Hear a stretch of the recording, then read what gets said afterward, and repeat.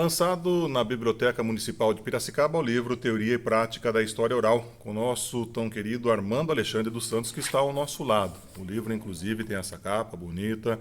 Armando, como que você viu essa participação hoje, dia 29 de abril, sábado à tarde, a participação do público que esteve presente e mostrou-se muito curioso com relação ao seu lançamento também do João Humberto Nassif, sendo que ambos foram apresentados simultaneamente no mesmo evento?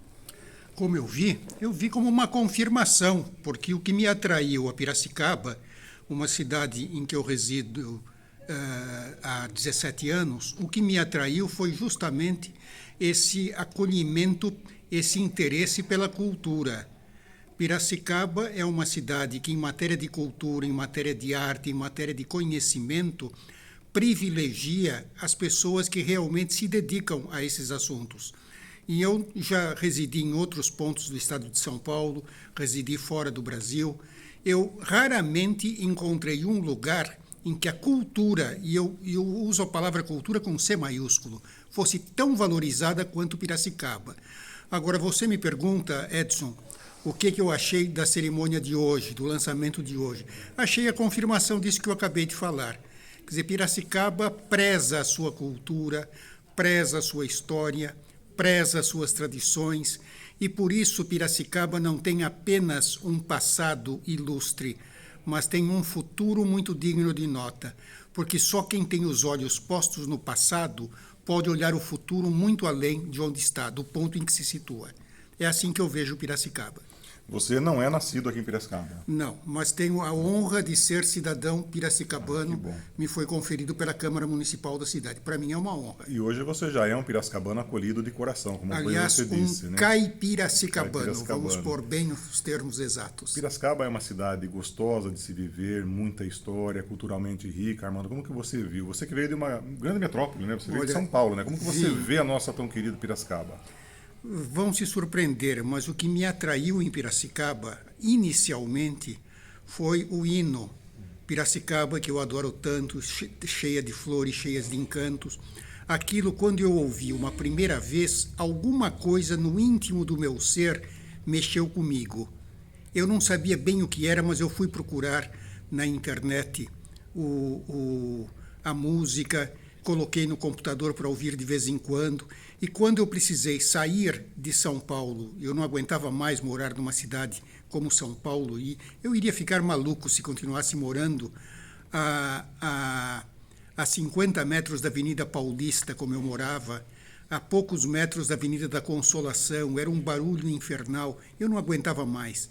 Eu queria ir para um lugar em que houvesse mais qualidade de vida, mas que também não fosse apenas de vida material, mas também de uma vida intelectual, em que eu me sentisse bem. E Piracicaba foi a cidade que me acolheu. Eu sou muito grato a Piracicaba, aos piracicabanos, e me sinto inteiramente integrado nesta cidade tão acolhedora, tão simpática, tão rica em tradições e esperanças de futuro. É assim que eu me sinto. E agradeço muito ao meu amigo Edson Rontani, que é bem expressivo dessa Piracicaba a que eu me refiro. Uma Piracicaba que valoriza a cultura, valoriza o desenho, valoriza a arte.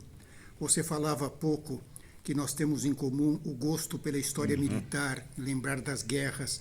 Nós temos em comum o gosto pelos filmes, especialmente os filmes históricos, os filmes de época.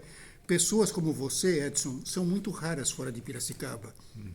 E aqui nós temos um Edson Rontani e temos muitas outras pessoas como o Edson, por isso eu me sinto tão bem aqui nesta cidade. E a Piracicaba realmente tem assim um conhecimento cultural muito grande, viu? E eu confesso, Armando, é recíproco, porque é tão difícil a gente encontrar pessoas que falem do que a gente gosta, né? É fácil você pegar, tomar uma cerveja no bar, falar de futebol, falar de política, mas coisas que mexem com o âmago da gente, como você disse, militarismo, Segunda Guerra, Primeira Guerra, Revolução de 32. Claro. Então, assim, às vezes a gente fica se isolado, né? Porque não tem pares com os quais conversar sobre aquele assunto. E você é uma pessoa assim com a qual a gente nota que é um ping-pong. Dá-se uma bola e volta outra e vice-versa, né? Aliás, Revolução de 32, eu preciso lhe fazer um convite. para irmos juntos ao Memorial de 32 Sim. lá de São Paulo. Vamos marcar, sim. Com Nós certeza. temos lá, inclusive, uma matraca, Sim. aquela máquina que simulava tiros de metralhadora.